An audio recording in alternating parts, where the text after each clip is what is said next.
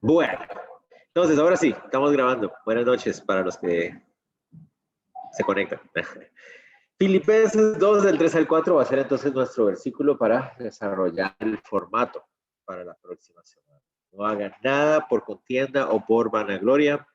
Al contrario, háganlo con humildad y considerando cada uno de los demás como superiores a sí mismo.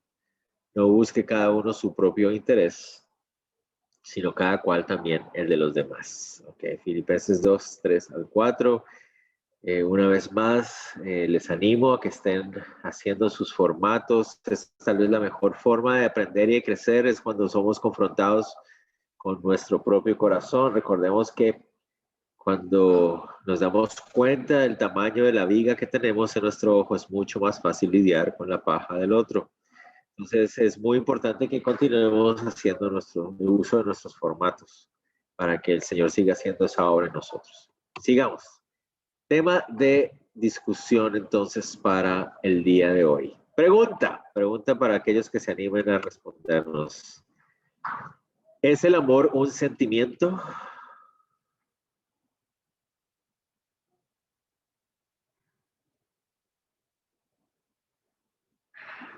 ¿Nadie se anima a responder? ¿Es el amor un sentimiento? Yo opino que no, porque el sentimiento es, o sea, es una emoción, es variable. Para mí el amor es una decisión. Correcto. Entonces, debemos definir el amor no es en sí un sentimiento, es una decisión. Es algo que tiene que ver más con la voluntad, más que con las emociones. Que sí, es cierto que en muchas ocasiones el amor puede ir acompañado de emociones y sentimientos, pero la base del amor no es la emoción o el sentimiento. Es decir, no amamos porque sentimos amar, sino que amamos porque sabemos que debemos amar. Entonces, por esa razón, eso es lo que nos da a nosotros la explicación de por qué Dios nos dice, amemos a nuestro enemigo. O sea, nosotros no sentimos ganas ni deseos, no es agradable amar a nuestro enemigo, pero lo hacemos porque sabemos que es lo correcto, es lo que debemos hacer. Entonces, ¿cómo podemos definir qué es sentimiento? Si el amor no es un sentimiento, ya dejamos claro que no lo es. Entonces, ¿cómo podemos definir un sentimiento?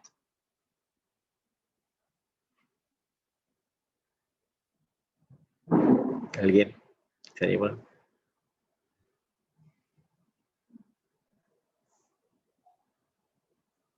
Nadie. ¿Qué es un sentimiento? ¿Qué es sentimiento? Es como una emoción que puede depender de nuestra circunstancia. Ajá, sí, es como una emoción que es variable, muy bien, que puede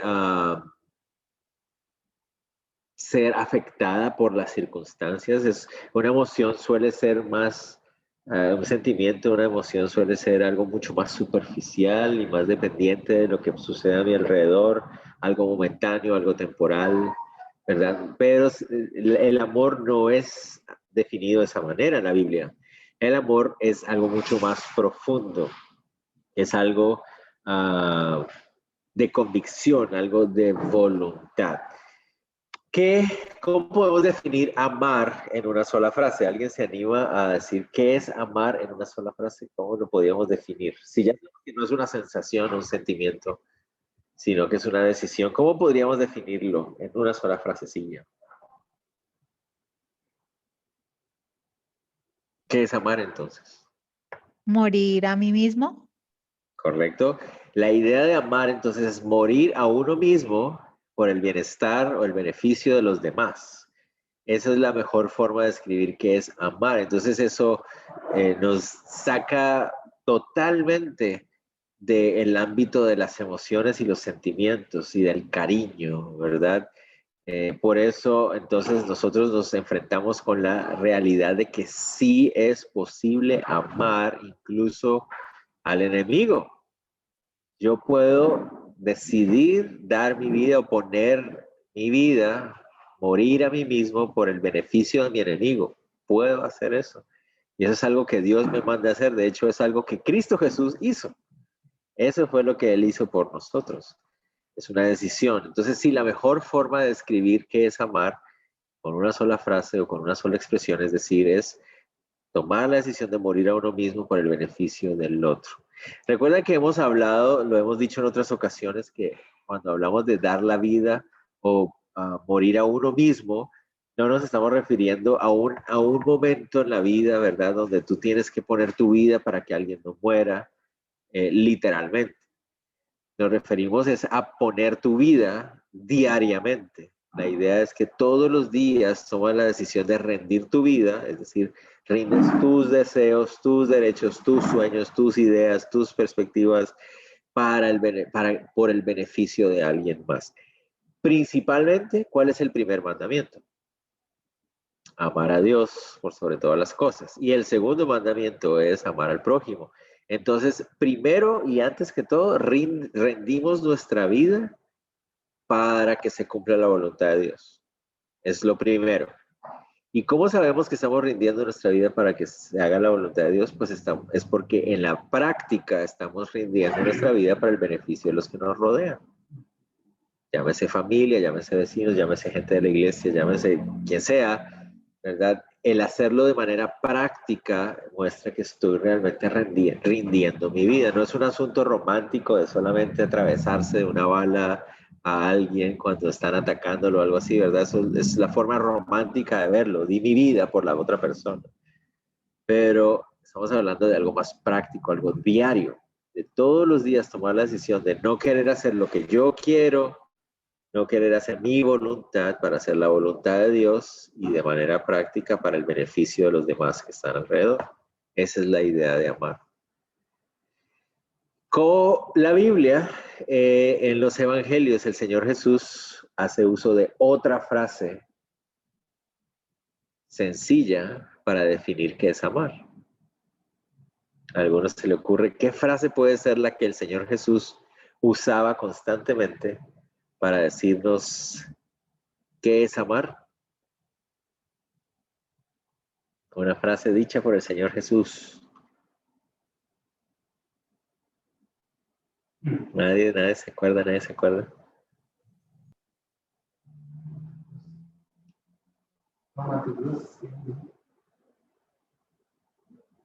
Nadie se acuerda. De pronto hacer a otros lo que quiero que hagan conmigo o algo por el estilo. ¿Cómo es la cosa? Hacer a otros lo que quiero que hagan conmigo. Estás en lo cierto. Esa es exactamente la frase que el Señor Jesús nos dijo, es haz a los demás lo que quieres que se hagan contigo. Esa es otra forma de decir exactamente, ama a tu prójimo como a ti mismo. Es exactamente la misma cosa, pero con otras palabras. ¿Por qué hacemos énfasis en esto? Es la misma expresión, sino que con otras palabras. Y aquí lo que queda claro es que el amar, entonces, es una acción también. Entonces, esto es muy importante. Amar no solamente es una decisión, sino que amar también es una acción. ¿Notan ustedes? Esa frase que el Señor Jesús usaba era una frase muy común en otras religiones en esa época. Otras filosofías y otras religiones enseñaban esto. Enseñaban y decían, de hecho, el mismo Buda, que es anterior, previo al Señor Jesús, el mismo Buda decía, no le hagas a los demás lo que no quieres que te hagan a ti. Era lo que decía Buda. Pero el Señor Jesús lo cambia y el Señor Jesús dice, haz a los demás lo que quieres que hagan contigo. Entonces Él lo vuelve de manera positiva y nos muestra que el amor es activo. ¿Ok? Entonces el amor no solamente es una decisión, porque uno a veces podría decir, sí, yo decido amar, pero ¿cómo puedo saber si decidí amar? Porque esa decisión se convierte en una acción. Entonces, eso es algo más interesante aún, porque eso significa que como cristianos podemos saber si estamos amando cuando estamos haciendo algo por los demás. Esa decisión se traduce en acción. Esa decisión no se puede quedar solo en palabras. Esa decisión tiene que convertirse en acción. Por eso, el mismo apóstol Juan, en 1 Juan, nos dice, hijitos míos, no améis de palabra, sino en verdad. y en acción, en vida y en acción, en verdad. Entonces, no es solamente decir yo tomé una decisión de amar, es vivirlo en la práctica. Les hago una pregunta, de una manera muy práctica, muy práctica. ¿Cómo se puede aplicar esta clase de amor hoy mismo? O sea, si yo les dijera hoy, en este momento, en la casa donde estamos, en la ciudad donde estamos, en el contexto en el que nos encontramos, hoy, 8 de marzo del 2021, feliz día, mujeres, ¿qué podríamos hacer? ¿Cómo puedo aplicar de una manera muy práctica qué es un amor decidido y un amor activo? ¿Cómo puedo yo morir a mí mismo para mostrarle amor a alguien en este instante? ¿Qué se les ocurre? Así un ejemplo cualquiera que se les ocurra.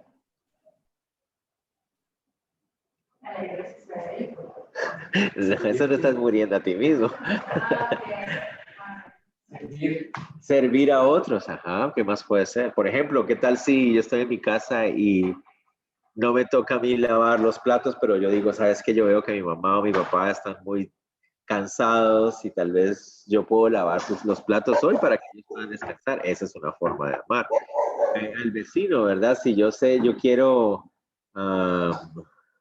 veo que su puerta está con mucha basura, tal vez puedo ir y barrer, pues voy a barrer la mía, voy a barrer la de él de una vez, ¿verdad? Voy a tomar una decisión, una acción para beneficio de la otra persona. Claro, me va a cansar más, me va a exigir más trabajo a mí, me va a quitar algo de tiempo, ¿verdad? Pero yo estoy muriendo a mí para el beneficio de otra persona.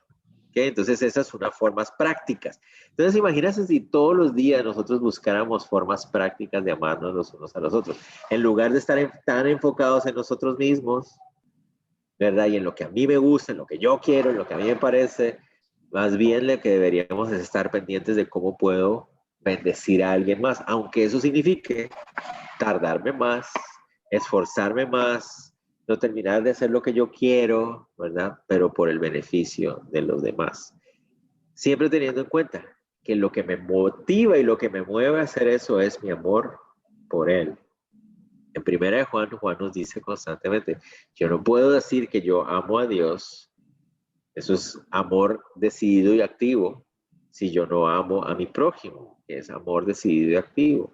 De hecho, el Señor me dice, ¿verdad? La forma en que yo puedo mostrar mi amor a Él es mostrándole amor a los demás, ¿verdad? Porque uno dice, ¿cómo puedo mostrar mi amor activo a Dios? ¿Qué puedo hacer yo para Dios si Él lo tiene todo? Entonces Dios dice, hazlo con tu prójimo.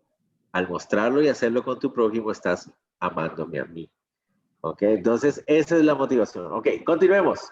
Entonces, lo llamamos la regla de oro. La regla de oro, entonces, por eso se le llama la regla de oro. La Biblia no dice que ese sea el título, pero se le llama la regla de oro precisamente por eso, porque esta podría ser la regla más importante, digamos, el mandamiento más importante que Dios nos ha dado para la relación los unos con los otros, es esta. Hacer con los demás como nos gustaría que hicieran con nosotros. O sea, eso es básicamente, ahí se resume la forma en que Dios quisiera que nos relacionáramos unos con otros. De manera decidida y activa, buscar beneficiar y bendecir a otras personas. Esa es la idea. Podemos empezar y deberíamos empezar a hacerlo con las personas que nos rodean inmediatamente, ¿verdad? Nuestra familia, compañeros de trabajo, compañeros de estudio, amigos de la iglesia, a hermanos de la iglesia, vecinos, bueno, con las personas que más nos rodean, es con los que más deberíamos estar constantemente buscando la forma de expresar y mostrar ese amor activo y decidido, ¿ok? Entonces, hacer con los demás como nos gustaría que hicieran con nosotros. Y eso se puede complementar con dejar de devolver mal por mal, sino, en lugar de eso, dar gracia. Cuando alguien me hace daño, cuando alguien me hace mal, en lugar de devolverle mal, devolver gracia, ¿verdad? Eso se complementa, pero es básicamente lo mismo. Así es como a mí me gustaría que me trataran también. Entonces, esas dos cosas son expresiones prácticas de amor. ¿Cuál es el problema? ¿Por qué no las vivimos? ¿Por qué es tan difícil para nosotros vivir de esta manera? Recuerden, porque nos amamos demasiado a nosotros mismos. Usamos mucho más tiempo, usamos mucha más energía, usamos mucha más nuestra mente en amarnos a nosotros mismos, y por eso es que nos distraemos de hacer esto, de estar amando a los demás, de estar haciendo las cosas por el beneficio, primero por la honra de Dios y segundo por el beneficio de los demás, ¿verdad? Esa es la forma en que deberíamos nosotros vivir como cristianos. Este es el amor bíblico. Lo que sostiene todas las demás enseñanzas bíblicas, todas las enseñanzas bíblicas que están ahí en ese libro que el Señor nos ha dado, se resume en el amor bíblico. No lo digo yo, lo dijo nuestro Señor Jesucristo. Amar a Dios sobre todas las cosas y amar al prójimo como a uno mismo, dice el Señor Jesús, allí se resume la ley y los profetas. Él mismo nos lo dijo, ¿no? Él mismo nos lo dijo. Y aquí están los versículos que ustedes pueden verlos después. Ahí están todos. Deuteronomio 6:5, Mateo 7:12, 22 del 37 al 39, Marcos 12:30 al 31, Efesios 5:29. En esto se resume todo lo que hay en la Biblia.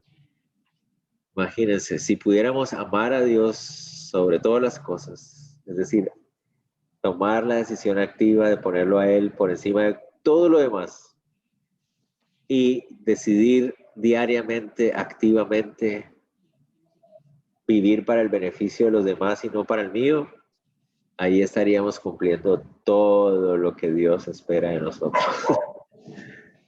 La gente me da risa cuando hay gente que quiere vivir de manera legalista, poniendo reglas a la gente. Y con estas dos no podemos, ¿para qué queremos poner otras? Estas son los dos con los que si nos enfocáramos en estos dos, seríamos cristianos muy fructíferos, muy fructíferos. Solo estos dos son necesarios realmente. Sigamos.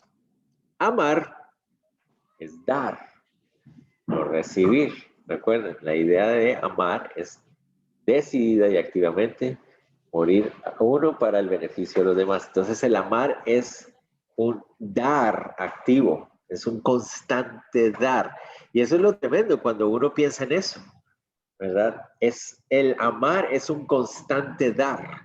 Y entonces unas personas, uno podría rápidamente pensar, pero si yo amo y estoy dando constantemente, me voy a desgastar, me voy a secar, ¿verdad? Porque voy a estar dando, ¿y de dónde voy a dar más? ¿Ven? ¿Por qué es tan importante lo que vimos al principio? ¿Se acuerdan de las primeras lecciones? Tu relación con Dios. Si el camino de Dios y tu relación con Dios no está bien, entonces, claro, no vas a poder dar más. Vas a seguir dando y después ya no vas a dar más. Ya no vas a poder dar de lo que no tienes. Entonces, por eso todo vuelve a un círculo, ¿verdad? Mi relación con Dios es esencial. Si yo estoy bien con Dios, si estoy en una buena relación con Dios, estoy lleno del Espíritu Santo y voy a poder seguir dando. Pero si no estoy lleno del Espíritu Santo, sino que estoy seco, estoy lleno de mí mismo, pues entonces no voy a poder dar y por lo tanto no voy a poder dar, no voy a poder amar, porque amar es dar. En primera de Juan capítulo 3, Dios nos dice, ¿cómo nosotros sabemos qué es amar o qué es el amor? Nos dice ahí que sabemos qué es amar porque Él nos amó a nosotros primero, porque Él entregó a su Hijo. Entonces, si queremos saber qué es amar, si queremos entender cómo se ama, tenemos que verlo a Él. Por eso es que amamos porque Él nos ama primero, porque al verlo a Él amar, al experimentar su amor, nosotros también estamos capacitados para amar. Dios dio a su único Hijo por amor. Dios dio a su Hijo. Muy importante. El amar es dar. Él dio a su Hijo. ¿Qué más? Jesús nos amó tanto que se dio a sí mismo. Jesús por amor se ofreció como pago de nuestro rescate. Jesús por amor sirvió a los demás. Eso es amar. Si queremos saber qué es amar en la práctica, tenemos que ver la vida de nuestro Señor Jesús. Es entrega, es dar. Eso es lo que es nuestro Señor Jesús. Eso es el amor, es dar, no estar enfocándose en recibir. Entonces, cuando nosotros como seres humanos estamos con la expectativa de recibir de los demás, ya sabemos que no estamos amando. ¿Me van a entender? Solo cuando estamos dando es que estamos amando. Cuando estamos recibiendo, pues qué bendición cuando recibimos, pero cuando yo estoy enfocado en recibir, no estoy amando. Cuando el Señor me bendice a través de alguna forma para recibir, pues qué bendición, ¿verdad? Pero yo no debo estar enfocado en recibir, yo no tengo que estar esperando recibir nada de nadie. Si yo mando un mensajito a alguien, ay, mira, te extraño mucho, pero no recibo nada a cambio y me enojo y me molesta, entonces no estoy amando, ¿verdad? Porque no lo hice para dar, estoy haciéndolo para recibir. Si yo llego y le doy un regalito a alguien, ¿verdad? Por eso se acuerdan que el Señor Jesucristo le dijo eso a los discípulos: no améis como los fariseos y los publicanos, ¿verdad? Que ellos solo aman a los que les caen bien. O dice él tampoco, no améis a los que les pueden devolver. Si tú le das a alguien, mira, te doy esto, pero yo sé por qué eso significa. Si yo invitemos a fulanito a la boda porque aquel da buenos regalos, ¿verdad? Eso no es amar, eso no es amar. Voy a saludar, pero si no me devuelven el saludo, entonces ya no saludo más, ¿verdad? Porque estoy enfocado en recibir, eso no es amar, ¿me entienden? Yo doy una expresión de cariño, pero me frustra porque el otro no la devuelve, entonces no estoy amando, estoy enfocado en mí mismo, ¿me van a entender? El Señor Jesucristo nos mostró que amar es dar, sin recibir nada a cambio. El Señor Jesús nos amó, nos expresó su amor incluso antes de que nosotros siquiera nos diéramos cuenta que lo necesitábamos. Él entregó todo de sí incluso antes de que nosotros reconociéramos esa grandeza y esa bondad de parte de Él. Y Él aún así lo hizo. No estaba esperando nada a cambio, ¿verdad? ¿Cuántos lo rechazan? Y Él aún así entregó su vida. Entonces eso es amar. Y suena difícil, ¿no les parece? Suena difícil. Vamos a ir hablando poco a poco más adelante acerca de qué pasa, por ejemplo, cuando yo estoy dando en una relación, ¿verdad? Y no hay nada recíproco del otro lado, sino que del otro lado lo que estoy recibiendo es heridas y daño. ¿Qué debo hacer en ese caso, verdad? Cosas como esas son preguntas duras a veces. Yo soy el único que da y da y da, y a veces es difícil, ¿verdad? Vamos a hablar un poquito acerca de eso. ¿Cómo es el amor? A mí me encanta eso. Siempre me acuerdo de esto. Cuando estaba empezando en la universidad, en alguna de esas materias rellenos que hay en la universidad, surgió una pregunta. ¿Cómo pueden definir amor? Es muy chistoso porque pues, es difícil. Hay muchas personas que se ponen a tratar de pensar en las palabras más... Ángel, aquí hay. ¿Cuál? No escuché, no entendí. Bueno, pero se pone la gente a pensar y tratar de idear cuál es la mejor forma de describir cómo es el amor. Y se enredan y dan vueltas y tratan de volverse todos poéticos y toda la cosa y creen que el amor es solo romance y cosas así. Pero la Biblia nos dice cómo es el amor, ¿verdad? Obviamente la primera manera que podemos saber cómo es el amor es describiendo al Señor Jesucristo mismo, ¿verdad? Él es el amor. Pero ustedes también recordarán que hay un pasaje en 1 Corintios 13 donde se nos describe qué es el amor, ¿verdad? Entonces, ¿cómo es el amor? Aquí vamos a ver. El amor es sufrido y paciente. ¿Qué significa eso? Amor es sufrido y paciente aun cuando se sienta la necesidad de quejarse o rendirse. El amor es sufrido, aguanta y espera. Aunque haya ese deseo, esa necesidad de quejarse, de rendirse. El amor es benigno, dice 1 Corintios 13, aunque a veces uno siente el deseo de desquitarse, no lo hace, porque el amor es benigno, El amor hace bondad, el amor hace cosas buenas, no hace cosas malas. El amor no tiene envidia, incluso cuando los demás reciben más atención positiva. El amor no tiene envidia. El amor no es jactancioso, este me gusta. Aun cuando se crea que todo el mundo debe escuchar mis éxitos. A veces quiero que todo el mundo se entere lo bueno que soy. Pero el amor no hace eso, el amor no se jacta, el amor no se enorgullece de sí mismo. El amor no es arrogante, no se envanece, aun cuando se cree tener la razón, ¿verdad? Esa tentación constante de querer decir, te lo dije, tenía la razón. El amor no es arrogante, no se envanece, no quiere demostrarle al otro que está equivocado, aunque lo está. El amor no hace nada indebido, aun cuando hacerlo incorrecto parece ser más atractivo.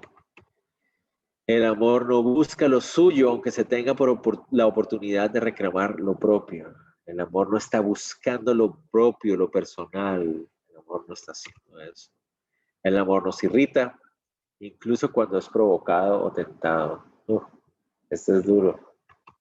El amor no guarda rencor, aun cuando todos están en su contra. El amor no guarda rencor. El amor no se goza de la injusticia aun cuando parece que todos los demás la merecen, ¿verdad? No se goza en la injusticia. El amor se goza en la verdad, aun cuando mentir es más fácil o traiga ventajas. El amor todo lo sufre, aun cuando las decepciones abruman. Aun cuando estoy tan decepcionado una y otra vez, el amor todo lo sufre. El amor todo lo cree, aunque el mundo esté en contra de las verdades de Dios. El amor sigue creyendo, sigue fiel. El amor todo lo espera, aunque las cosas no parecen salir bien. Sigue esperando, aunque pareciera ser que no es como yo quisiera, no está pasando lo que yo anhelaría.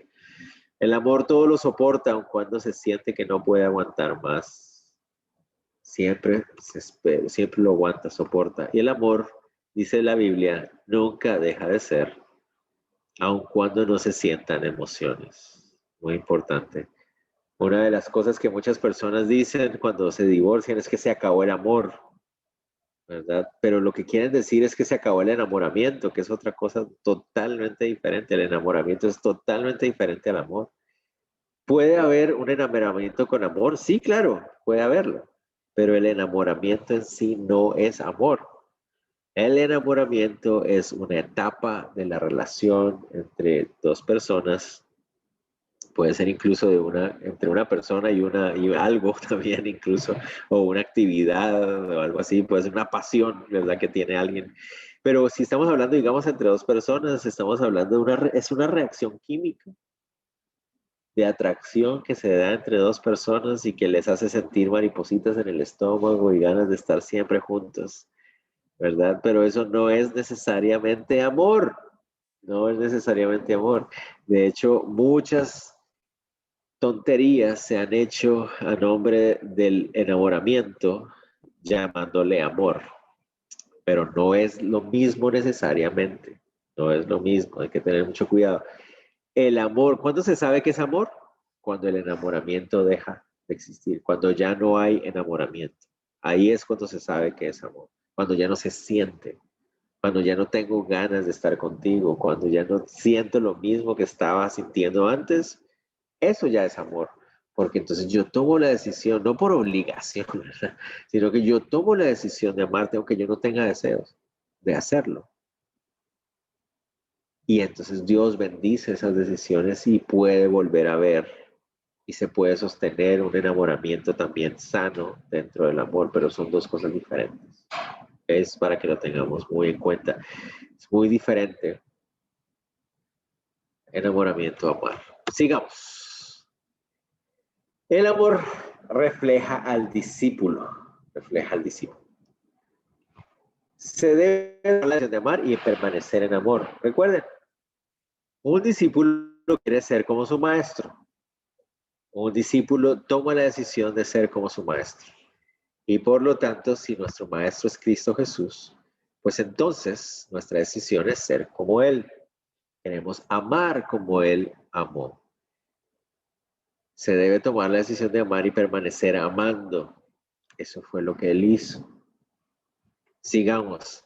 Se debe amar aunque no se sienta amar. Se debe amar con el amor de Dios, y ya describimos cómo es el amor de Dios. Se debe amar aunque sea difícil o aunque no se sea correspondido. Tremendo, ¿no? Es duro. Estas son las cosas más duras y más difíciles tal vez para nosotros. ¿Y por qué son duras y difíciles? ¿Se acuerdan? Porque nos amamos demasiado a nosotros mismos. Esa es la razón por la cual es difícil. Si usted está ahí sentado pensando, miren lo tremendo, cuando uno dice, no, es que esto es muy difícil, yo no voy a poder hacer eso, significa que estoy reconociendo que me amo mucho a mí mismo y por eso va a ser más difícil. Pero si estoy ahí sentado y digo, no, si eso es fácil, eso significa que me amo demasiado a mí mismo también, porque estoy confiando en mi propia capacidad, ¿no? Hay que reconocer que en nuestra carne es difícil, pero que puedo hacerlo, porque Dios me ha dado la capacidad de hacerlo. Tengo que morir a mí mismo todos los días, tiene que ser una decisión diaria de hacerlo. Y en muchos momentos me voy a encontrar con que no lo voy a hacer, ¿verdad? ¿Alguna pregunta, duda, inquietud hasta este punto? ¿O avanzamos? Yo tengo una cosa, pero, o sea, se Dime. aplica el amor. Estamos hablando del amor hacia los demás, pero esa descripción de amor y lo que hablas de la relación entre dos personas me lleva a pensar en la relación que tiene el creyente con el Señor, que según lo que tú dices también, a veces no hay esa sensación de enamoramiento, pero debe entonces permanecer siempre la decisión de seguir amando al Señor a pesar de lo que yo sienta. Pues lo hemos visto durante varias clases que los sentimientos realmente no son los que deben guiar mis decisiones, ¿no? Entonces, con respecto a ese amor entre el creyente y el Señor, pueden haber momentos entonces en donde uno no siente ese tipo de enamoramiento, pero que uno decida amar al Señor en su día a día y permanecer a su lado, pues por decirlo de alguna forma, a pesar de lo que yo sienta. O sea, es como lo mismo, ¿no? Sí, Ya sí, se está hablando del definitivamente. amor al otro.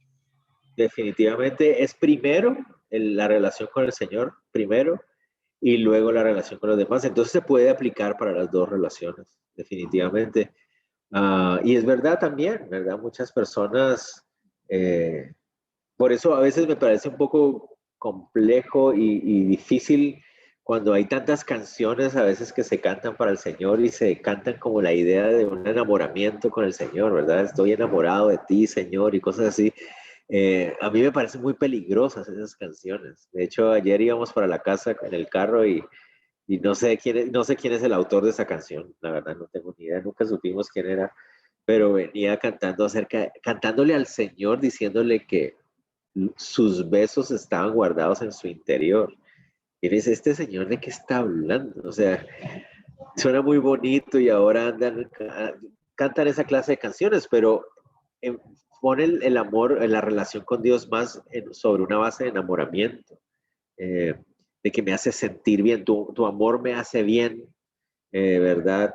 Hoy tengo ganas de amarte, tu amor me hace sentir, ¿cómo?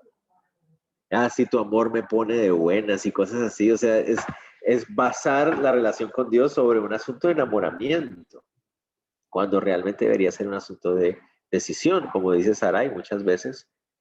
De hecho, muchas veces yo no tengo ganas o tengo deseos de orar. Yo hay veces en que estoy tal vez en una crisis espiritual en mi vida y yo digo, siento que Dios no me está hablando y leo la Biblia y siento que no, de verdad, pero aún así me sostengo.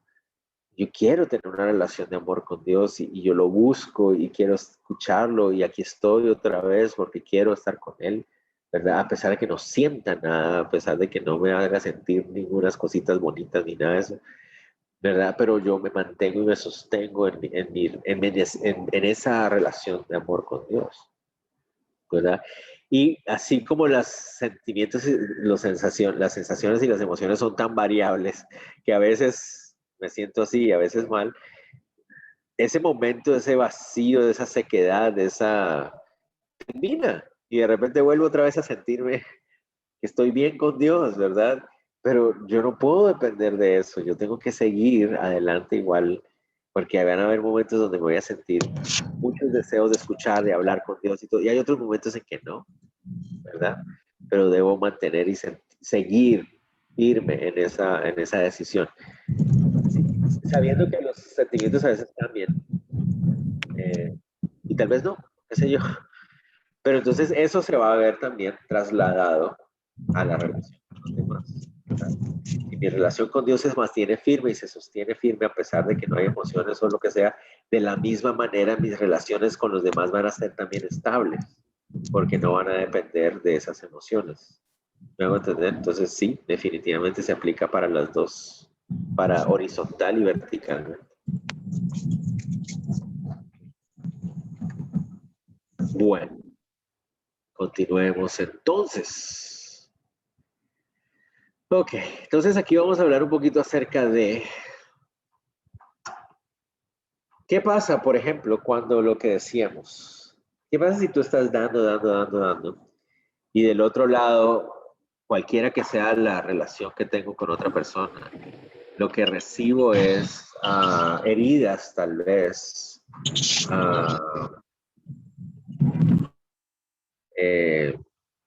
ofensa, dolor? Entonces ahí es donde lo habíamos mencionado un poco antes, hace unas semanas atrás, o no sé si fue la semana pasada, perdón, pero habíamos dicho que aquí lo que debe primar no es mi indignación o frustración personal.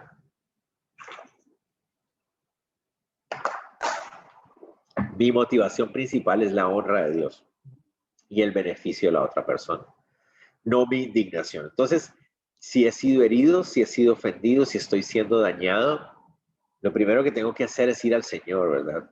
Pedirle al Señor que si hay indignación, frustración, rencor, dolor, que el Señor me ayude a sobrepasar esto y que no sea eso lo que esté guiando mi accionar, ¿verdad? Que no sean las sensaciones o emociones de, de rencor o cosas de estas lo que guíe.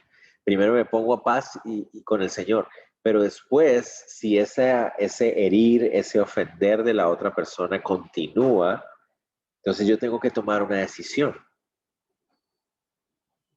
¿Cuál? Es necesario que esta relación honre a Dios. Y esta relación no está honrando a Dios de esta manera. Esta persona está ofendiendo, está haciendo daño, está hiriendo. Otra vez, mi motivación no es mi herida. Mi motivación para actuar en ese momento se está deshonrando a Dios. ¿Me voy a entender? Eso. Y dos, si se continúa de esta manera, tampoco va a haber un beneficio para la otra persona en esta relación. Entonces esas son mis dos motivaciones. Pero a lo que sí vamos es que no se puede permitir que la relación continúe así. Amar, cuando dice todo el amor todo lo sufre, ¿verdad? El amor todo lo soporta, el amor todo lo espera.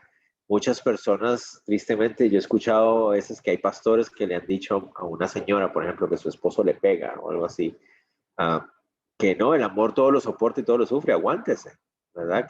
Y uno dice, wow, ¿en serio? ¿De qué está hablando? O sea, nada que ver.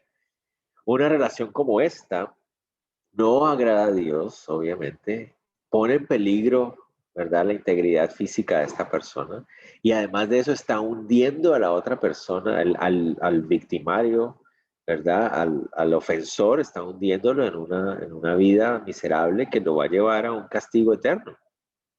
Entonces yo no puedo quedarme simplemente de brazos cruzados, ¿verdad? ¿Qué es lo que debería hacer? Bueno, pues tengo que hacer algo al respecto. Tengo que cortar esa relación, ¿verdad? Tengo que ponerle un límite a esa relación, porque no está agradando a Dios y porque también va a ser para el daño de la otra persona. No sé si me va a entender. Entonces es muy importante que tengamos en cuenta que el hecho de que yo ame no significa que yo debo permitirlo todo. Eso tampoco es. Recuerden que el mismo amor dice, el amor no busca nada indebido, el amor no se goza en la injusticia. Eso también lo vimos ahí. Aquí vamos a enfocarnos más en lo que debe pasar cuando hay una ofensa entre dos hermanos en Cristo. Eso es lo que vamos a enfocarnos aquí. Vamos a usar como base Gálatas 6.1 y Mateo 18, del 15 en adelante. Alguien, o bueno, más o menos, Gálatas 6.1, por tiempo voy a resumirlo. Gálatas 6.1 dice, y si alguno es sorprendido en alguna falla, en alguna falta, vosotros hermanos que sois espiritualmente maduros, ¿verdad? Ustedes que son espirituales, dice, repréndanlo con espíritu de mansedumbre, considerándose a sí mismos, no vaya a ser que ustedes después tengan que ser reprendidos. Esa es la idea. Entonces, incluso para restaurar y reprender una relación que pueda estar siendo afectada por una ofensa, un constante herir, ¿verdad? Es necesario hacerlo con amor. ¿Cómo? Hacerlo como me gustaría que lo hicieran conmigo, ¿verdad? Con espíritu de mansedumbre, como quisiera que se hiciera conmigo. Entonces, vamos a ir a ese pasaje famosísimo de Mateo 18, del 15 en adelante, que muchos de nosotros conocemos, ¿verdad? ¿Qué debo hacer si uno de mis hermanos está pecando contra mí? ¿Qué pasa si hay una persona que está constantemente hiriéndome, está pecando, está ofendiendo constantemente? Yo tengo la responsabilidad de actuar, yo no puedo simplemente quedarme callado. Recuerden, otra vez, aquí no estamos hablando acerca de lo que hablamos, ¿se acuerdan esa vez? Que es que me molesta que él deje el vaso ahí. Ahí no estamos hablando de eso, ¿verdad? Estamos hablando acerca de un pecado que se está cometiendo en mi contra. Alguien, mi esposo me está mintiendo, hay alguien de la iglesia que está murmurando en mi contra, hay alguien de la iglesia que me doy cuenta que me está robando, bueno, no sé. Entonces me refiero a es cuando entre dos hermanos en Cristo, pueden ser incluso esposo y esposa, tengan en cuenta eso, hay una herida constante, un ataque constante a través de pecado. ¿Estamos de acuerdo? Entonces, esto es de lo que estamos hablando. Si un hermano peca, el texto nos dice en Mateo 18, del 15 en adelante, ve a él en privado y repréndele. Debo llamarlo en privado y decirle, lo que tú estás haciendo no es correcto. Lo que tú estás haciendo ofende a Dios y te está haciendo daño a ti mismo. Por eso te reprendo en amor, en cariño, pero esto no puede seguir sucediendo. El texto nos dice que si la persona se arrepiente, hemos ganado un amigo, se ha restaurado una relación. Si la persona tal vez dice, perdóname, tienes razón, no debo hacer esto, te pido perdón. Hay arrepentimiento, ¿se acuerdan? Lo vimos la semana pasada, arrepentimiento, confesión, restauración, restitución. Entonces has ganado un amigo. Pero ¿qué pasa si no se arrepiente? Entonces tienes que continuar haciendo lo que la Biblia dice. Lo perdonas, ¿verdad? Lo perdonas en tu corazón, pero sabes que es necesario avanzar. Es decir, tienes que estar cuidando constantemente que tu corazón no se llene de rencor, no se llene de frustración, de indignación. ¿Qué debes hacer? Ahora lo llamas, pero con testigos, para que se le reprenda con testigos. Ojo con esto. Los testigos no son tus compinches o tus amigos, ¿verdad? Es como vamos en gavilla y de esa manera, ¿verdad? Vení, acompáñame y vamos a cantarle la tabla a este muchacho y para que sepa las cosas, ¿no? O sea, no se trata de eso. No se trata de voy a ponerme de acuerdo con un buen amigo y le vamos a ir a decir al otro hasta de que se va a morir para que se... No, eso no es llamar a testigos. La idea de tener testigos es la idea de tener a alguien que sea neutro y que sea sabio y maduro en el Señor. Entonces tratas de involucrar a una persona que sea sabia y madura en el Señor que te pueda acompañar. ¿Por qué? Porque resulta que es posible que aunque tú estás reprendiendo a esa persona por un pecado que está cometiendo, ¿qué tal que tú estás juzgando mal? Tal vez que eso no es un pecado y tú crees que lo es y estás reprendiéndole y tal vez ese testigo te va a decir, uy hermano, yo creo que ahí sí cometiste un error, eso no es algo correcto. Ah, no, ok. O ese testigo también va a servir ahí para decir, yo vi cuando fulano le llamó la atención acerca de eso y es la segunda vez y él no quiso escuchar, ¿verdad? Entonces, para eso sirven los testigos. Les recomiendo, si llegan a necesitar un testigo para una situación como esta, donde hay alguien que les está haciendo daño y ya le llamaron la atención y sigue haciéndolo, no llamen al pastor de la iglesia para que sea el testigo, no llamen al anciano de la iglesia para que sea testigo. Traten de buscar a alguien que sea neutral dentro de la iglesia, pero que ustedes vean que es maduro en el Señor. Ahora les voy a decir por qué al pastor de la iglesia no, ni al líder de la iglesia, digamos al anciano de la iglesia todavía no. Ahorita van a ver por qué.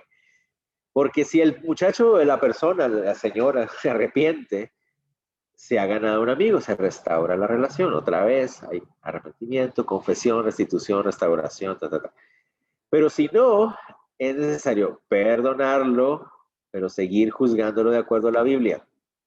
¿Cómo es? Lo siguiente es llevarlo al conocimiento de los líderes de la iglesia. Por eso les decía que es bueno no meter al pastor todavía en esa situación. Es hasta el tercer punto. Cuando ya se le ha llamado la atención a la persona en privado y sigue, cuando ya se le llamó la atención con unos testigos, 1 o 2 testigos, ¿verdad?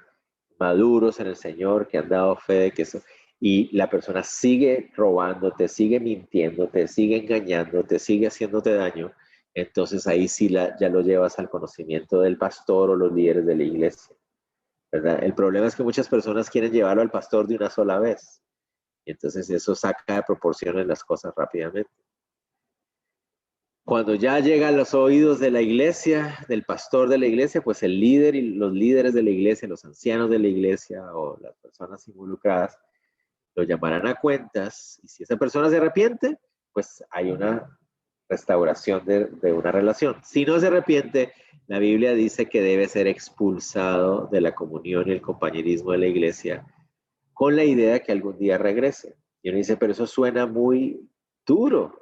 Pero pues pongámonos a pensar, ¿por qué queremos tener en la iglesia una persona que quiere seguir pecando contra los hermanos y no quiere arrepentirse? O sea, ¿para qué quieres tener a alguien que está robando a los hermanos y no quiere arrepentirse? ¿Para qué quieres tener en la iglesia a alguien que está mintiendo y murmurando y no quiere arrepentirse? O sea, claramente no quieres tener una persona de esa clase que no está arrepentido. 1 Corintios 5 es muy claro, Pablo dice, con ellos ni siquiera compartáis, no compartan con ellos. Aquellos que diciendo ser cristianos mienten, roban, adulteran, con ellos ni siquiera compartáis, ¿verdad? ¿Qué pasa si la persona se arrepiente y regresa algún día? 2 Corintios 3 nos dice que hay que perdonarlo. Bueno, el perdón ya debió haber sido otorgado, pero lo que debe haber es restauración y reconciliación, ¿verdad? En 2 Corintios, precisamente, Pablo nos está hablando acerca del ministerio de la reconciliación. Entonces, nosotros deberíamos estar dispuestos a reconciliar. ¿Qué pasa entonces si una persona no desea arrepentirse después de 1 y 2 y 3 y 4 y 5 oportunidades para arrepentirse? Según la Biblia, no debe haber ninguna clase de comunión con esa persona, ¿verdad? Es muy interesante. Nosotros aquí hoy en día tenemos un asunto trabajando, funcionando en nuestra iglesia. Nuestra iglesia hace unos años atrás fue víctima de un mentiroso, un hombre engañador que se presenta como una persona distinta de lo que realmente es y nos robó un montón de dinero como iglesia, y no solamente a nosotros, sino a varios hermanos de la iglesia. Y vinimos a darnos cuenta de que esta persona ha ofendido y ha hecho daño a un montón de ministerios cristianos en el pasado, muchos. Tiene un montón de casos abiertos en el ministerio público, en la fiscalía, y sigue haciéndose aparentar como cristiano. Y aún el día de hoy, ahora lo encontramos ahí en las redes sociales, en otra iglesia, haciéndose aparentar que es un buen cristiano y pidiendo dinero otra vez. Entonces, lo interesante es que cuando nosotros le llamamos la atención a estos ministerios para que tengan cuidado, dicen que es porque nosotros no tenemos misericordia, que no hemos querido perdonar. Y se les olvida este pasaje de 1 Corintios 5, 11 al 13. Si una persona persiste en pecar, robar, mentir, adulterar, sin querer arrepentirse después de 1 y 2, 3, 4, 5, 7 oportunidades, el texto bíblico dice, ninguno de nosotros deberíamos tener comunión con él. Si ha sido líder dentro de la iglesia, debe darse a conocer al resto de la iglesia. ¿Por qué? Porque hay que cuidar a la iglesia. 2 Timoteo 5, el 19 al 21 dice eso. Si la persona es un líder dentro de la iglesia y persiste en pecar abiertamente sin arrepentimiento, la iglesia debe saberlo para que tengan cuidado de él. Porque este es un señor o una señora, ya sea el caso de hombre o mujer, que peca abiertamente y no le importa lo que los demás piensen de él y va a seguir haciendo daño. Entonces hay que cuidar a la iglesia, hay que tener cuidado para que no lo siga haciendo. A esa persona hay que llamarlo constantemente al arrepentimiento, ¿verdad? ¿De qué me puedo, si yo me llegara a reunir con esta persona, qué le voy a decir? Que se arrepienta, no le puedo decir nada más. No puedo sentarme a tomar un cafecito con él, ni hablar de cómo está el clima, ni nada de eso, ¿no? Hay que llamarlo a arrepentimiento, es la única opción que hay. Y si causa divisiones, entonces, ¿qué debemos hacer? Tito 3, 10 y 11 dice, a los que causen divisiones, evita total y absolutamente. Ese es el llamado del Señor para nosotros como iglesia, con aquellas personas que insisten en pecar después de varias oportunidades de arrepentimiento, ¿verdad? Eso es el punto. Que se hacen llamar cristianos, pero siguen adelante con su actitud de pecado. Sigamos. ¿Cómo se debe reprender a alguien? ¿Cuál debe ser nuestra actitud para reprender a alguien? Debe ser en amor, sin emociones, sin buscar contender, con respeto, sin responder al agravio, de manera que agrada a Dios. Esto es muy importante, ¿verdad? Cuando vamos a tener esa conversación, ¿se acuerdan? Alguien te ha fallado, alguien te ha hecho daño, está pecando contra ti. Lo que les decía, te mintió, te engañó, te robó, ¿verdad? ¿Qué es lo que deberíamos hacer nosotros cuando nos llamamos a ese, ¿verdad? Llámalo aparte, ¿verdad? Que dice el texto. Debemos llamarlo aparte, pero para hablarle con amor. Es decir, buscando el beneficio de la otra persona primero que el mío, sin dejarme llevar de las emociones. Esto es muy difícil, ¿verdad? Eso suena como que, wow, esto es difícil porque las emociones son parte de nosotros. Entonces es como, ¿cómo hago para yo no mezclar mis emociones en esta situación cuando esta persona me está haciendo daño, ¿verdad? Por eso tengo que ir primero a los pies del Señor, pedirle que Él me ayude. Hablar sin contender, es decir, voy a hablar, pero no para pelear. Voy a hablar es para tratar de restaurar la relación. Hablar con respeto, sin faltarle al respeto a la otra persona, sin responder al agravio, es decir, no estoy haciendo eso como una venganza, no estoy haciendo esto para hacerle pagar, no, ese no es el punto. Y hablar de manera que agrada a Dios. ¿Cómo lo haría Dios? Sigamos, porque hay más. Sin decir mentiras. Esto es muy importante. Sin exagerar las cosas. Es que lo que tú hiciste me hizo y exagerar la situación. No está bien. Sin usar malas palabras, ¿verdad? Eso también hay que tener cuidado. Sin expresar maldad. Es que yo quisiera que te mueras y todas las cosas, eso no está bien, ¿verdad? Sin expresar burla, ¿verdad? Sin burlarse. Evitando la discusión, ¿verdad? Si la persona empieza a justificarse y empieza a buscar discusión, es mejor parar ahí y decir, no, esto parece que esta relación, esta comunicación no va a llegar a ninguna parte, yo creo que mejor paramos, en vez de enfrentarse ahí en una discusión y una gritería. Evitar parar sin hablar, es decir, hay que darle la oportunidad a la otra persona, de cuando uno ya ha explicado lo que está sintiendo, o sintiendo no, su posición, hay que esperar a que la otra persona hable también.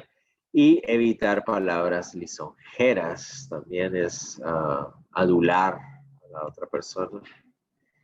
No usar información obtenida de chismes. Esta es clave, esta es muy importante. O sea, si tú vas a reprender a alguien porque dices, es que esta persona está hablando mal de mí, ¿verdad? Y te llamo, Eddie, ven, quiero hablar contigo, necesito tener una conversación privada porque yo sé que tú estás hablando mal de mí. ¿Y tú cómo sabes? Es que fulanito de tal me dijo que tú estás hablando. Yo nunca he dicho eso. Y no, ¿no? Ah, bueno. Y entonces ya el otro queda molesto. Entonces, ¿quién está diciendo que yo estoy diciendo? Y se arma una pelota, ¿verdad? Entonces, en esos casos, nunca reprendamos a nadie por una información que obtuvimos de chismes. Si alguien me dijo, Eddie está diciendo algo mal de ti, por ejemplo, si Matías Jenny me dice, Eddie anda hablando mal de ti, entonces, ¿qué debo hacer yo? Debo llamar a Matías y llamar a Eddie y decirle, miren, lo siento, es que Matías me estaba diciendo que tú dijiste eso. Y entonces ahí ya se quita el factor chisme del asunto, ¿verdad? Y entonces ahí, si Eddie literalmente sí había estado hablando mal de mí, Matías va a decir, dale, llámalo, porque yo te puedo decir cuándo fue el que me dijo tal cosa. Pero si Matías está inventándose algo, un chisme para que yo me pelee con Eddie, entonces, ¿qué va a pasar? Matías va a decir, ay, no es necesario, no te preocupes. Realmente tal vez yo entendí mal, ¿me entiendes? Entonces ahí ya te vas a dar cuenta quién es el que realmente está diciendo cosas que no corresponden. Entonces, nunca usen la información obtenida en chismes siempre confronten a las dos personas. Si alguien te dice, yo vi a fulano de tal haciendo tal cosa, dile, tú podrías estar aquí mientras yo llamo a tal persona. Y ahí te vas a dar cuenta si esa persona realmente te está diciendo eso por bien o si simplemente está tratando de generar ahí un conflicto innecesario. No es bueno hablar de uno mismo. ¿A qué me refiero con eso? Cuando tú llamas a alguien a cuentas, por ejemplo, no lo hagas porque es que tú me hiciste daño a mí. No sé si me va a entender. No, es porque esto no le agrada a Dios. Eso es lo importante, porque no es un asunto personal, ¿verdad? Eso es un asunto de que se cometió algo incorrecto que desagrada a Dios. No es porque a mí me hayas hecho daño, pero sí me dolió. Pero ¿con quién lidié yo mi dolor? Con Dios. Yo fui a Dios y ahí lidié con mi dolor. Sí me dolió, sí me hirieron, pero es a los pies del Señor que yo lidio con mi dolor. Él me ayuda, Él me sana, ¿verdad? Entonces yo no te estoy llamando a cuentas a ti porque tú me hiciste algo a mí. No, te estoy llamando a cuentas porque esto no agrada a Dios. ¿Ok? Muy importante. Sigamos. Siempre usemos la verdad. Nunca tratemos de, como les decía, de exagerar o algo así. Reprendamos con base en la verdad de la Biblia. Es decir, es porque la Biblia dice que esto está mal, que te estoy llamando la atención. No es porque a mí me parece o porque lo leí en una revista ni nada. Eso es lo que la Biblia dice.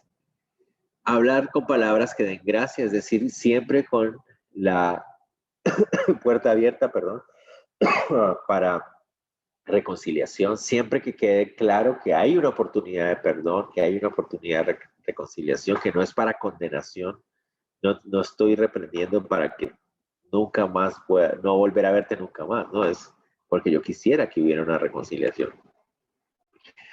Hablar con el propósito de reconciliar a Dios con los hombres otra vez, porque yo sé que si tú sigues viviendo en ese pecado te va a afectar tu relación con Dios. Y por último, hablar para que haya testimonio, perdón, eso no es último. Hablar para que haya testimonio, es decir, para que al final uno pueda contarle a los demás, miren lo que Dios hizo. Hablar con acción de gracias y hablar honrando constantemente al Señor Jesucristo en medio de la reprensión. ¿Ok? Y se acabó. ¡Wow! Terminamos hoy temprano. Es un milagro. Es porque es el Día de las Mujeres, por eso. Es un milagro. Entonces, preguntas, dudas, inquietudes. Dime. Bueno, es como, a veces da temor llegar al segundo paso de la reprensión o llamar la atención a alguien, o sea, en el sentido de llamar a otra persona para llamar la atención de la que se está llamando la atención, porque a veces se puede caer en murmurar, o sea, hay que escoger muy bien la persona, como tú dices, que sea madura en la fe, y a veces es muy difícil poder contar, digamos, con una persona así para que te apoye, porque se va como a expandir el problema, digo yo. A veces la murmuración en la iglesia es tan horrible que uno tiene que escoger muy bien la persona para que no haya como esa onda expandida en ese asunto. Entonces, Sí. Dime. entonces a veces es mejor solamente que la persona ojalá llegue como a arrepentimiento en el primer caso y no llegar a los otros extremos, para Sí, que eso no correcto. se... De hecho, cuando uno hace uso de este proceso que la Biblia nos muestra, en la gran mayoría de casos llega al primer punto. Es muy extraño, no es lo común que vaya a pasar más adelante. Porque ¿qué pasa cuando uno llama a cuentas a alguien de manera personal? En la gran mayoría de casos nos damos cuenta que hubo un malentendido, que hubo algo que se hizo sin intención, ¿verdad? Entonces, en la gran mayoría de casos. Cuando ya se llega al segundo punto, cuando ya se necesita, recuerden aquí que estamos hablando acerca de pecado, ¿verdad? Aquí no estamos hablando acerca de, es que fulanita me vio mal aquel día y entonces la llamé a cuentas. Vos me miraste mal. Ay, perdóname, mira, no me di cuenta. Y al otro día me volvió a ver mal. Voy a llamar a un testigo. Vení, Eddie, acompáñame. Mira que vos me miraste mal otra vez. No estamos hablando de eso porque eso sí ya es puras cosas de niños y eso es muy infantil, ¿verdad? Ahí no estamos hablando de eso. Estamos hablando acerca de pecado, ¿verdad? Es una persona que, por ejemplo, te roba, ¿verdad? Te robó una vez. Tú viste, o sea, tú estás trabajando con esa persona y en la iglesia o algo así, tú ves que tu lapicero favorito y toda la cosa ahora desapareció y te das cuenta el otro fulano la tiene ahí. ¿Cómo así? ¿Dónde este me está robando? ¿Verdad? Y te das cuenta que eso empieza a suceder, que esa persona te está llevando las cosas que son tuyas. Entonces ahí es cuando estamos hablando de que es necesario reprender a alguien.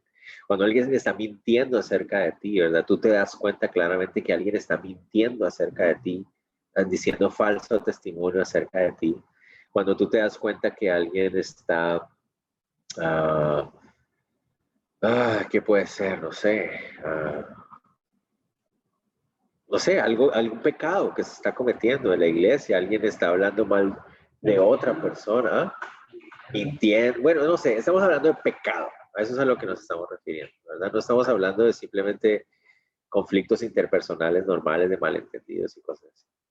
Entonces, claro, cuando se habla de pecado, en la primera reprensión, ¿verdad? Como te digo, hay muchas personas que han fallado, pecaron y tal vez no era su intención y yo pensé que tú estabas hablando mal de mí. No, yo nunca hablé mal de ti y se aclaran las cosas, ¿verdad? En la gran mayoría de veces, en la primera, muere, ¿verdad? Cuando ya llega la segunda, entonces como dice Marce, tienes que tener mucho cuidado de conseguir a una persona que sea madura en el Señor y que sepa entender lo que se va a hacer, ¿verdad? Y que no está viniendo para tomar partida, sino que quiere escuchar y quiere entender lo que está pasando y va a estar del lado de la verdad de Dios, ¿verdad? Y que no va a salir de ahí a ir a contarle a todos los demás, uy, acabo de estar en una reunión donde me pidieron que fuera testigo de no, o sea, obviamente entonces es una persona que no es madura, obviamente. Entonces sí tienes que tener mucho cuidado de que sea una persona con madurez espiritual y todo eso, pero como les digo, esos son casos que van avanzando ya a cosas mucho más serias, ¿verdad? Cuando es una cosa más bien como de conflictos interpersonales, yo creo que no es necesario ser como tan estricto de la próxima vez llamar testigos. Es como, pero espérate, no, tranquila, ¿verdad? Cuando son cosas así como sencillas, sí, sí, cosas de personalidad y todo eso, es bueno hablarlas y reconciliarse constantemente y mantener un corazón de no tomarse tanto en serio uno mismo y todo eso, ¿verdad? Estamos aquí hablando de cosas de pecado, claramente. Por ejemplo, puede pasar entre esposos, ¿verdad? Un hombre que está siendo infiel a su esposa y la esposa lo llama aparte y le llama la atención, ¿verdad? Y este señor después resulta que está haciendo lo mismo otra vez.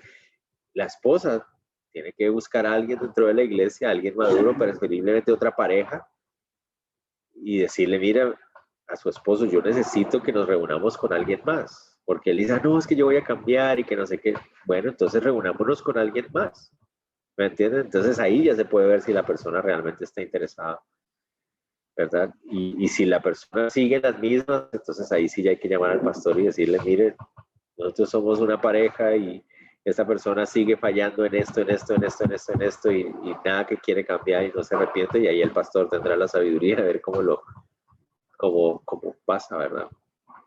Pero esa es como la forma en que debe suceder. Preguntas que Eddie. Sí, pastor, en 1 Corintios 13, los primeros 3 versículos que habla de este pasaje, podemos decir que ahí se resume todo lo que está en el resto, o es otro enfoque, porque, bueno, en cierta oportunidad esto fue muy duro para mi vida, en el sentido del amor del Señor, ¿verdad? Entonces, sí, es como si Pablo viene y expresa, pero después él descifra parte por parte. Dice, si hablo en lenguas de los hombres y de los ángeles, pero no tengo amor, no soy más que un platillo que retiñe o que resuena, o un címbalo que retiñe. Dice, si tengo el don de profecía y entiendo los misterios y todo el conocimiento, y tengo una fe que logra trasladar montañas, pero no tengo amor, no soy nada. Si reparto entre los pobres todo lo que poseo, y si entrego mi cuerpo para que lo consuman las llamas, pero no tengo amor, no gano nada con eso. Ajá. O sea, es como todo lo que hacemos basado en el amor de Dios. Sí, cuando lo tenemos que ver en el contexto, ¿verdad? En el contexto. Esos 3 capítulos, Pablo le está hablando a la iglesia acerca de los dones espirituales, es decir, de la forma en que nosotros debemos comportarnos dentro de la iglesia, dentro de la congregación. Y él está hablando en el capítulo 12 acerca de que Dios nos ha dado a los creyentes un montón de dones espirituales y que somos como un cuerpo y que a uno les ha dado un don de esto, un don de esto, un don de esto, y él está hablando acerca de eso. En el capítulo 14 él se enfoca en 2 dones en específico, que son los dones de profecía y el don de lenguas, porque esos eran aparentemente los que más inquietudes les daban a ellos en la ciudad. Entonces, ¿qué es lo que él está queriendo decir? Él está diciendo, al final del 12, él está hablando y les está diciendo que hay un camino más excelente. Es decir, cuando estamos estamos en la congregación, cuando estamos reunidos, es muy importante que se puedan ver los dones espirituales, que cada uno de nosotros podamos ejercer los dones que Dios nos ha dado. Pero hay un camino más excelente. ¿Cuál es ese? El amor. Es decir, la forma en que nos amamos los unos a los otros es mucho más importante que los dones que tenemos. Los dones tienen que ser desarrollados dentro del contexto del amor, ¿verdad? Por eso él dice, no importa si hablo dones, lenguas angelicales, si tengo profecías, si hago esto, si canto, si bailo, si quemo mi cuerpo, si lo doy a los pobres, no sirve de nada si no tengo amor. Eso es lo más importante en la relación interpersonal, es el amor. Y entonces él después dice, ¿qué es el amor? ¿Y cómo es el amor que debe haber entre nosotros? Ahí viene la lista. Eso es lo que debería manifestar más nuestra relación los unos con los otros en la iglesia. Más que poner las sillas, más que estudiar y preparar un estudio, más que ir y darle comida a los pobres. Todo eso tiene que estar en el marco y en la motivación de hacerse en el amor de Dios. Y eso es lo que él está queriendo decirnos ahí. Ajá. Sara, ¿ibas a decir algo? Vi tu mano por ahí. Sí, yo te quería preguntar, el pasaje de Mateo 18 habla de cuando un hermano peca contra mí.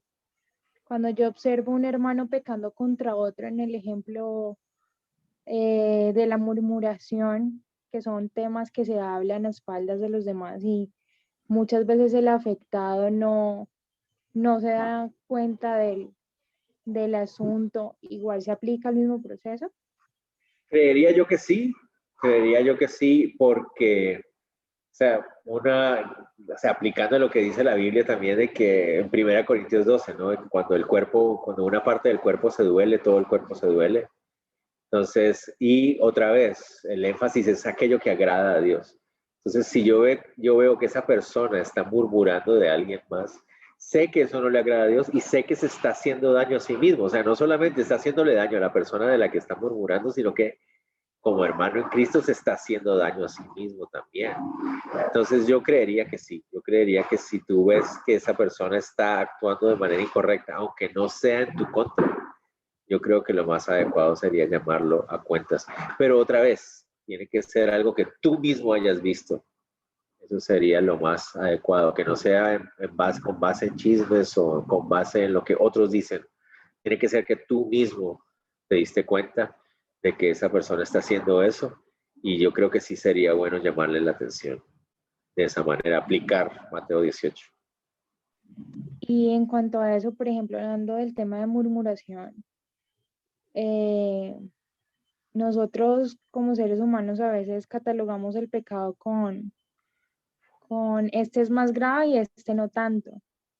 Entonces esas ofensas que son aquellas que uno empieza a seguirles el proceso de Mateo 18, es porque tienen o sea, todos se miden bajo el mismo estándar, o, por ejemplo, una persona que siga murmurando, en este caso, que bueno, a mí me parece que algo es lastimosamente una situación que es común o lo que yo he visto como más común en las iglesias, da pie como para seguir un proceso donde la persona termine expulsada. Yo creo que sí, el asunto es... O sea, o sea, pecado es pecado y cualquiera seguiría ese proceso, supongo. Yo creo que sí. Y de hecho, el seguir el proceso de Mateo 18 hace que como cristianos nosotros entendamos la gravedad del pecado. Entonces, cuando ya, por ejemplo, si tú realmente estás pecando, si tú realmente, o yo estoy murmurando, realmente eso es algo que yo estoy haciendo, y un hermano en Cristo de una iglesia donde se enseña esto de Mateo 18 me llama a cuentas, yo ya sé lo que se viene. Entonces lo tengo que tomar muy en serio, o sea, y tengo que reconocer, o sea, uy, sí, o sea, perdón, y tengo que humillar mi cabeza y bajarle y pedir perdón porque tal vez no era mi deseo, tal vez me dejé llevar, tal vez tenía un resentimiento y perdón, y ay, no, pero porque yo ya me doy cuenta. O sea, si esta persona me está llamando a cuentas a mí por separado, yo ya sé que si yo sigo, la próxima me van a llamar como testigo. Y entonces eso le da en la importancia al pecado que debe tener. Como te digo, la gran mayoría de veces ahí muere. Pero puede ser que una persona se llene de tanto orgullo y que siga murmurando y que siga murmurando y no le importa. Yo no sé hasta qué punto alguien puede estar tan amargado en el corazón en la iglesia que incluso después de que el pastor y los ancianos le llamaron la atención acerca de la murmuración, va a seguir insistiendo y abiertamente en eso. Hay que estar con un corazón muy amargado para poder realmente continuar así. Pero lo que es, otra vez vuelvo a aclarar, estamos hablando de pecado. Si le damos la importancia al pecado y la forma en que puede dañar a nuestra iglesia desde el principio, yo creo que tendríamos iglesias mucho más sanas, ¿verdad? Hablando, vuelvo a aclarar, y aunque suene repetitivo, estamos hablando de pecado, no de problemas interpersonales, de personalidad ni nada de eso, sino pecado, ¿verdad? Porque no se trata de estar haciendo cara a cara a cada rato y eso es una novela, eso no, gracias. Paso. Vale, gracias. Luis, Vale. yo tengo una pregunta acerca de lo que se hablaba ahorita bueno, mi pregunta es cómo amar a ese hermano que se ha apartado del Señor y que decidió seguir pues su decisión de estar alejado del Señor. Sí, porque entendiendo pues lo que se habla en el pasaje de Primera de Corintios 5, o sea, el ejemplo que tú dabas era que si esa persona de pronto me llama y quiere como hablar, sí, hablar conmigo o sí, o pedir como esa cercanía pues de la iglesia o de aquel hermano pues al que de pronto en su momento le ha tenido confianza o lo decide pues llamar. O sea, mi conversación puntual, digamos, pues lo que tú decías es como siempre basada en llamarlo al arrepentimiento, pero no como de la amistad, pues así como vamos a salir a montar cicla o no sé, vamos a comernos un helado y charlemos y dejemos de Sí, pasar de lado el tema pues más importante que es, mira, o sea, el Señor te ama y quiere que te arrepientas. O sea, la forma sí, de amar yo a esa persona es orar por ella y si me llama, pues como siempre llamarlo, o sea, que mi llamado siempre sea al arrepentimiento. ¿Sí? sí. Así sería. Básicamente esa es la forma. Otra vez, si estamos hablando de pecado, ¿verdad? Estamos hablando de una persona que eh, haciéndose llamar cristiano, haciéndose llamar hermano en Cristo, insiste y continúa pecando en lo mismo y no le importa lo que significa, no importa las implicaciones de su pecado, sigue así, pero se hace llamar cristiano, dice que es cristiano, ¿verdad? Entonces sí, ¿cómo puedes tú tener compañerismo o tener algo en comunión, ¿verdad? Con esa persona? Cuando esa persona sabe que lo que está haciendo le está haciendo daño a la iglesia, está haciendo daño a otros, está ofendiendo el nombre de Cristo y no le importa y quiere seguir así. O sea, ¿qué clase de comunión puedes tener tú con alguien así? Es difícil, de verdad es difícil. Otra vez, eso no significa voltearle la cara, eso no significa dejarle de hablar ni nada de eso. No, lo que se refiere es yo no puedo tener comunión, no puedo tener nada en unión, común unión con esa persona. Entonces, si me lo encuentro, claro, puedo saludarlo, buenas, ¿cómo está? Y si esa persona quiere hablar conmigo, pues yo le digo, mira, pues me alegra que quieras hablar conmigo porque pues yo interpreto que eso significa que vos querés arrepentirte y querés venir otra vez a caminar con el Señor, cómo puedo orar por ti, Pero el énfasis es, yo quiero verte caminar con el Señor otra vez, yo quiero verte arrepentido en el Señor. Y si la otra persona está abierta para eso, pues va a decir, sí, gracias, yo necesito tener compañerismo, yo estoy mal, yo estoy lejos, entonces gloria a Dios por eso, ¿verdad? Es una oportunidad. Pero si la persona le dice, ay, no, ¿sabes qué?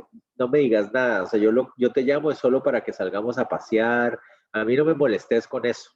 Yo con vos lo único que quiero es comerme un heladito y pasar un ratito chévere. Entonces uno dice, espérate, ¿cómo así? O sea, me llamas pero no querés escuchar lo que Dios te quiere decir. Entonces, ¿para cuál es el punto al que queremos llegar? No sé si me van a entender, o sea, ¿qué comunión vamos a tener? ¿De qué vamos a hablar? Vos no querés hablarle nada del Señor, entonces querés que yo hable de cosas del mundo, o sea, eso va a estar muy difícil, entonces va a ser muy complejo, o sea, no podemos tener comunión. Yo no puedo hacer pasar por alto y decir, está bien, hablemos de cualquier otra cosa menos de Dios, o sea, no puedo. Entonces es muy difícil. Siempre lo mejor que puedes hacer es orar por esa persona. Otra vez, si te la encuentras, saludar, respeto, honra. Es un ser humano y merece respeto y dignidad, ¿verdad? Pero ya para tener algo en común unión, o sea, tu llamado debe ser siempre al arrepentimiento. Siempre, o sea, ¿de qué más podemos hablar? No sé, o sea, ¿de qué más podemos hablar? No sé de qué más podríamos hablar. Si tú quieres seguir desagradando a Dios en tu vida sabiendo que lo estás haciendo, no sé de qué puedo hablar con él o con ella. Pero como te digo, si una persona que ha estado alejada del Señor, ha estado tomando malas decisiones, de repente te llama, quiere hablar contigo, wow, qué bendición. O sea, aprovéchalo. O sea, usa esa oportunidad, qué bendición tan grande. Y le hablas y le llamas al arrepentimiento con amor, ¿verdad? Con mansedumbre, con respeto, y la persona ya habrá quedado clara de que esa es tu posición, lo amas y quieres lo mejor para él o para ella. Pero no, ya sabe que no te puede llamar solo para pasar un rato alegre. Es porque contigo son cosas de Dios, son cosas que traen madurez, son cosas que le van a dar restauración. Esas son las pláticas que va a tener contigo. No sé si debo entender. Dime, Eddie. Este versículo es el que también dice después de eso que considerándote a ti mismo que no seas tú también tentado en ese. Correcto. Que aquí va a haber si el enfoque es arrepentimiento o que habla solamente de arrepentimiento. Porque también el enemigo también quiere destruir y puede que uno también sea tentado. Correcto, tienes toda la razón. De hecho, el llamado de atención del Señor es, en 1 Corintios también dice acerca de la levadura leuda toda la masa. Entonces, si tú como cristiano que tú estás firme en el Señor, empiezas a a charlar, a platicar con esta persona que Martín Matis, esta persona que sigue en su pecado abiertamente, no le importa, ¿verdad? Y tú empiezas ay, sí, salgamos a tomar algo juntos y, ay, la próxima semana también y toda la cosa. Entonces, no vaya a ser que tú termines entonces también compartiendo con esa persona su propio pecado y siendo partícipe de un pecado ajeno. Entonces, tienes que tener cuidado de eso. Con amor, otra vez, respeto, deseo, decisión de reconciliación, siempre abierto para la restauración de cualquiera, pero honrando el nombre del Señor, buscando el beneficio para esa persona y no simplemente siendo un compinche más, ¿entiendes? O sea, hay que tener cuidado.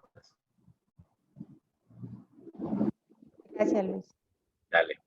Bueno, nos despedimos siendo 8 de la noche. Bueno, 11 de la noche en algunas partes. Gracias, muchachos. Entonces, quedamos atentos para la próxima semana. Ya falta poco. Ya nos estamos acercando a la recta final de nuestro curso. Ya se ha tomado más de lo que yo imaginé, pero creo que ha sido bueno, ha sido bueno. Entonces, confiando en el Señor, nos vemos la próxima semana. Saludos a todos, a los que no se pudieron conectar también. Por favor, si los ven por ahí. El versículo para la próxima semana lo vamos a poner otra vez. Ahí lo habíamos puesto al principio, pero ups. Luis, una pregunta, es que tú has hablado acerca de otro formato, pero seguimos con el formato anterior, ¿cierto? Es correcto. La próxima semana sí les voy a dar el otro formato. Definitivamente la próxima semana, porque justamente es acerca del amar al prójimo. Entonces, de hecho, ¿saben qué? Tal vez, bueno, espero, tal vez se los puedo mandar apenas termine ahorita. De hecho, busquémoslo. Tal vez lo puedo también compartir por aquí. No, lo voy a buscar después. Se los voy a tratar de enviar ahorita a través del... Es Filipenses 2 del 3 al 4, ¿lo vieron? Ok, entonces voy a tratar de mandárselos ahorita mismo. Cuando terminemos, lo mando por el mail de una vez. El nuevo formato para la próxima semana es acerca de amar al prójimo. ¿Está bien? Gracias por recordarme, Esperanza. Thank you very much. Bueno, ahora Dios los bendiga a todos, muchachos. Bendiciones. Feliz noche. Bye, bye a todos. Gracias. Gracias. Buenas noches. Buenas chao. noches. Chao, Bye. cuídense.